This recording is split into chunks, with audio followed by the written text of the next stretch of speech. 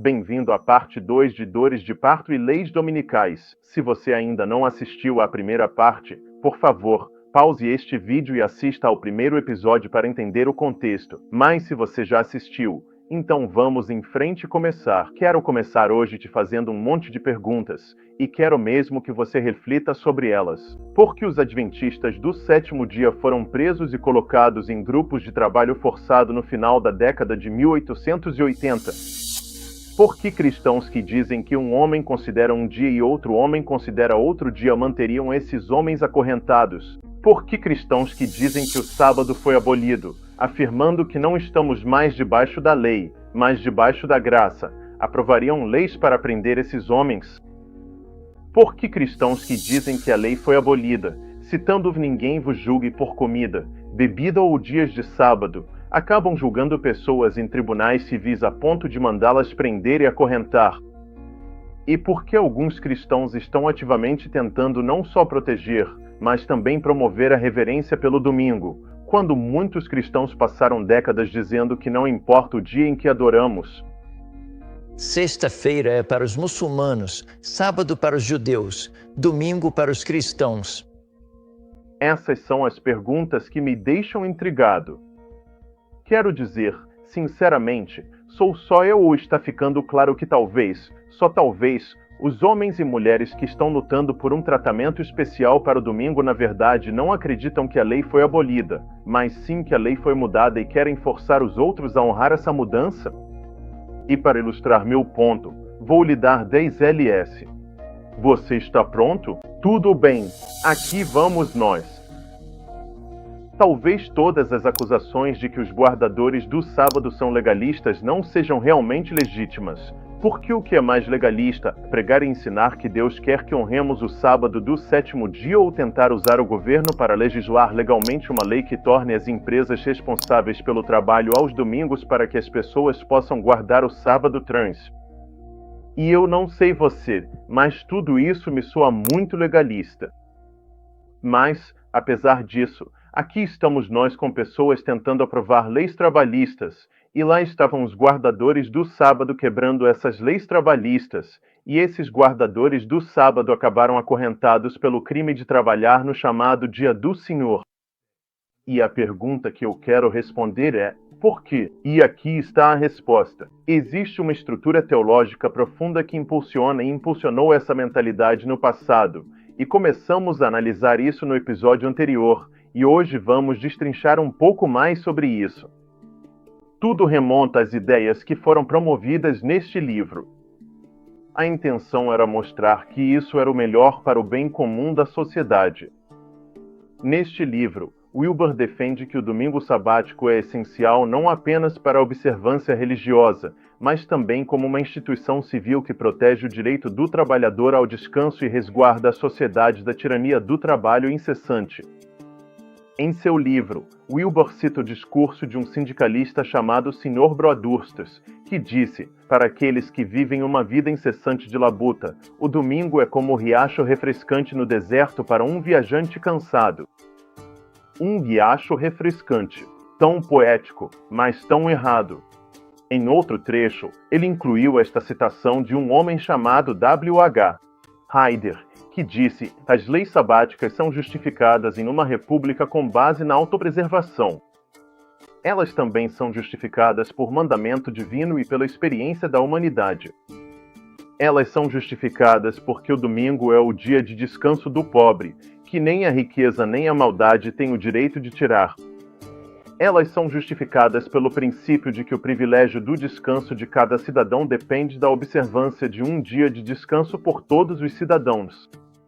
Em essência, o argumento aqui era de que os domingos deveriam ser protegidos porque este é o dia de descanso do trabalhador, para que ele não seja prejudicado pelos grandes empresários. Esse mesmo sentimento foi expresso por outra pessoa muito importante no final do século XIX, ninguém menos que o Papa Leão XIII, de quem o Papa mais recente, o Papa Leão XIV, possivelmente se inspirou. Agora, não sei você, mas tudo isso me parece um déjà vu de novo. Em sua encíclica de 1891, Rerum Novarum, sobre o capital e como você deve imaginar o trabalho, o Papa Leão XIII disse o seguinte sobre os direitos dos trabalhadores e o descanso dominical. Na seção 40, está escrito: o trabalhador também tem interesses que devem ser protegidos pelo Estado, e antes de tudo, estão os interesses de sua alma. E na seção 41, continua dizendo: daqui decorre a obrigação de cessar o trabalho e o labor aos domingos e em certos dias santos. O descanso do trabalho não deve ser entendido como simples entrega à ociosidade, muito menos deve ser ocasião para gastar dinheiro e para indulgências viciosas, como muitos gostariam que fosse. Mas deve ser um descanso do trabalho, santificado pela religião. Em outras palavras, o Papa Leão XIII está argumentando que o domingo deve ser usado não apenas como um dia de descanso, mas também como um dia que deve ser santificado pela religião. E ele disse isso ignorando o fato de que Deus não santificou o primeiro dia da semana, mas sim o sétimo dia da semana. É quase como se ele presumisse ter autoridade para mudar os tempos e as leis. Todo mundo estava pensando a mesma coisa, fosse a NRA, o Papa Leão XIII, Wilbur Crafts ou Henry Blair.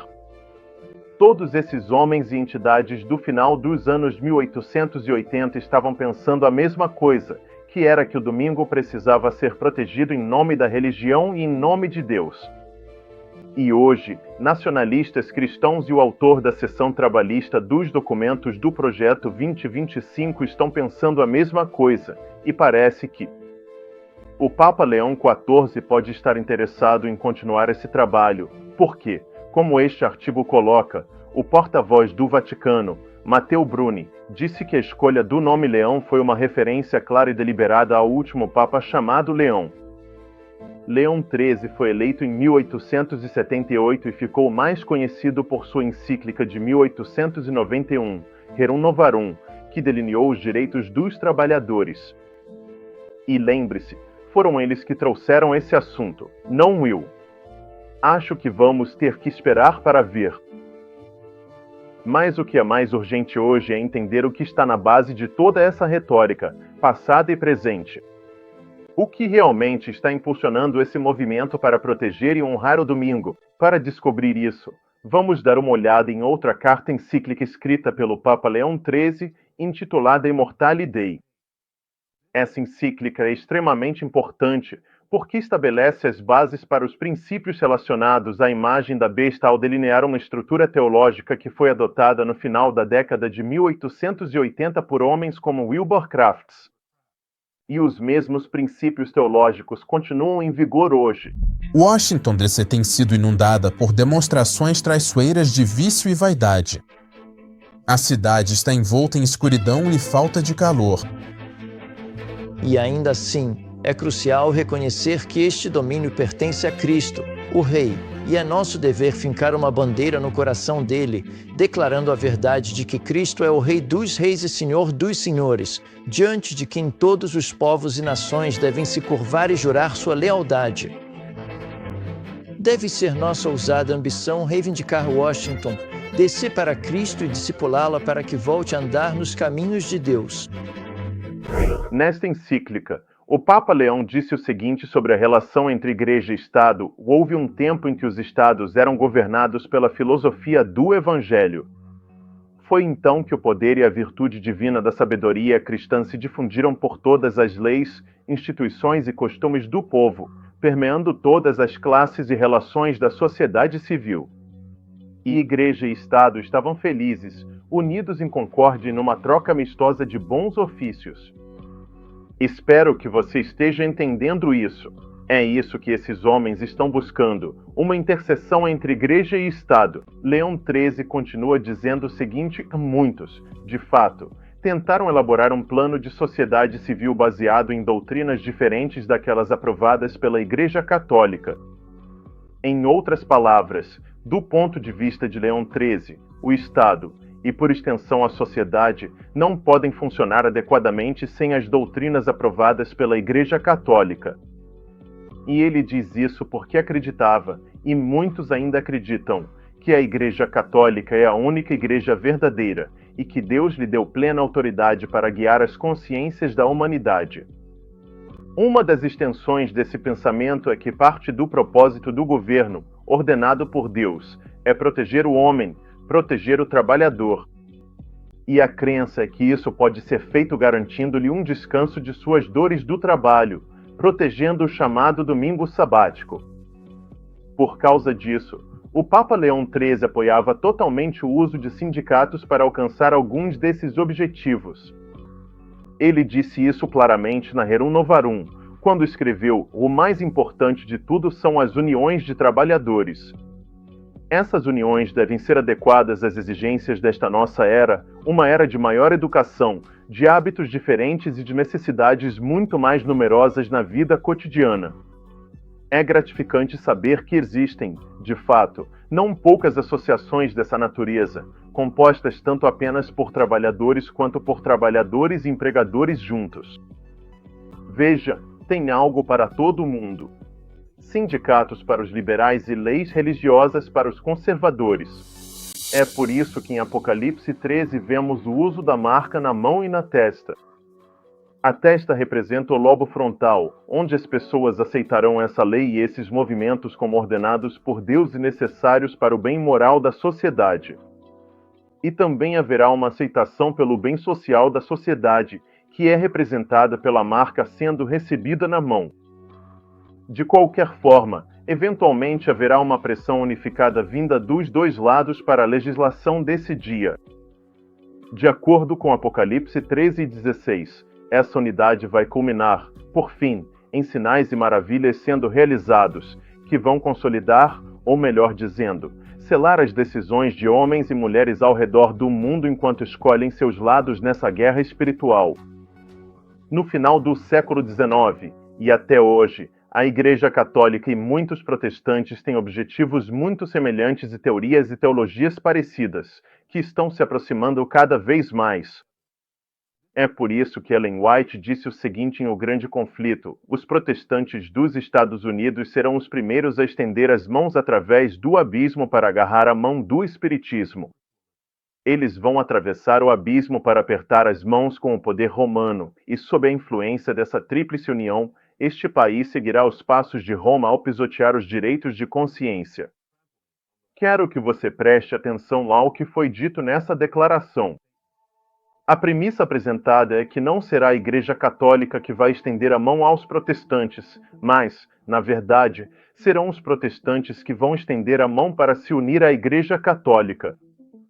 Tudo isso vai acontecer de novo, porque também aconteceu no final do século XIX. E você pode ver isso nesta declaração aqui, do apêndice de O Grande Conflito, que dá contexto aos movimentos que estavam acontecendo naquela época. Ao falar sobre o trabalho da Associação Nacional de Reforma, diz: a teoria da reforma nacional é idêntica à do papado. Portanto, o estabelecimento da teoria da reforma nacional neste governo será nada menos do que a criação de uma imagem viva do papado. Defendendo, como esses grupos defendem, a teoria papal, não é de se estranhar que estejam ansiosos para garantir a cooperação do papado para levar seu plano ao sucesso. O Christianstatismo é o órgão oficial da Associação Nacional de Reforma, e em um editorial de 11 de dezembro de 1884, esse jornal disse: reconhecemos cordial e alegremente o fato de que, nas repúblicas da América do Sul, na França e em outros países europeus, os católicos romanos são os defensores reconhecidos do cristianismo nacional e se opõem a todas as propostas do secularismo. Sempre que estiverem dispostos a cooperar na resistência ao avanço do ateísmo político, teremos prazer em unir forças com eles. Espero que você esteja entendendo o que está sendo dito aqui. Os adventistas, no final da década de 1880, compreendiam a estrutura teológica que sustentava o movimento do domingo. Eles tinham uma compreensão mais profunda e sofisticada do que estava acontecendo, além da simples questão da lei dominical em si. Eles entendiam que, por trás de tudo isso, havia uma teoria sobre a relação entre Igreja e Estado que havia sido estabelecida durante o domínio do chamado Sacro Império Romano, e agora essa teologia falha estava ressurgindo. E foi essa teologia que serviu de base para o impulso em favor da proteção e promoção da observância do domingo. Os adventistas do final do século XIX entendiam os perigos que essas ideias representavam, e isso os levou a lançar uma publicação chamada The American Sentinel, que pode ser vista como o pai espiritual da revista Liberty. Na edição de dezembro de 1887 da publicação, foi dito o seguinte sobre o desejo dos protestantes de cooperar com a Igreja Católica em relação à proteção e observância do domingo como sábado. Diz assim, o interesse comum de todas as pessoas religiosas no domingo como sábado deveria tanto fortalecer nossa determinação de trabalhar quanto nossa disposição de cooperar de todas as formas com nossos concidadãos católicos romanos. Podemos ser submetidos a algumas recusas em nossa primeira oferta, e ainda não chegou o momento em que a Igreja Romana consentirá em unir-se às outras igrejas como tais, mas já chegou o tempo de fazer avanços repetidos e de aceitar de bom grado a cooperação em qualquer forma que eles estejam dispostos a demonstrar. Isso é exatamente sobre o que Ellen White estava falando naquela citação a respeito de estender a mão para se unir à Igreja Católica. E agora olhe para essas declarações durante as dores de parto do final dos anos 1800, que também foram registradas no apêndice de O Grande Conflito, descrevendo os movimentos da NRA como estando em perfeita concordância com a encíclica do Papa Leão XIII de 1885, continuando a dizer que, portanto, como o propósito da Associação Nacional de Reforma é idêntico ao de Roma, só se pode esperar que eles demonstrem disposição para unir as mãos com alegria e, sempre que o protestantismo assumir o controle do poder civil, com ou sem o auxílio de Roma, isso não será nada além de erguer uma imagem do papado. Adventistas como A.T. Jones e E.J. Wagner, os editores do The American Sentinel, entendiam que esse princípio de tentar utilizar o Estado de uma forma que ultrapassava os limites da liberdade de consciência era, na prática, estabelecer a imagem do papado, também conhecida como a imagem da besta. Veja, muitas vezes, quando estamos lendo Apocalipse 13 e 14, focamos apenas na marca da besta. Focamos apenas na lei dominical. Mas e quanto à imagem da besta? Apocalipse 13, 14 a 15 afirma que eles farão uma imagem para a besta, que tem poder para dar vida à imagem da besta, e que a imagem da besta falará, e que aqueles que não adorarem a imagem da besta devem ser mortos. E em Apocalipse 14, 9 e 11, Deus adverte contra adorar a besta e sua imagem. Em Apocalipse 15, 2, a Bíblia nos mostra que aqueles que estão sobre o mar de vidro precisam obter a vitória sobre a besta e sobre a sua imagem, além da vitória sobre a marca do seu nome. Isso significa que nossa vitória deve incluir superar a mentalidade de que podemos controlar a consciência de outros seres humanos. E, por extensão, isso significa que precisamos vencer essa mentalidade de que Deus quer usar o Estado para controlar a moralidade da humanidade, porque, como eu disse no episódio 1 desta série, Deus é um Deus de liberdade e Ele não vai nos forçar a descansar ou nos obrigar a adorar em qualquer dia. E isso, meus amigos, nos traz de volta ao ponto de partida.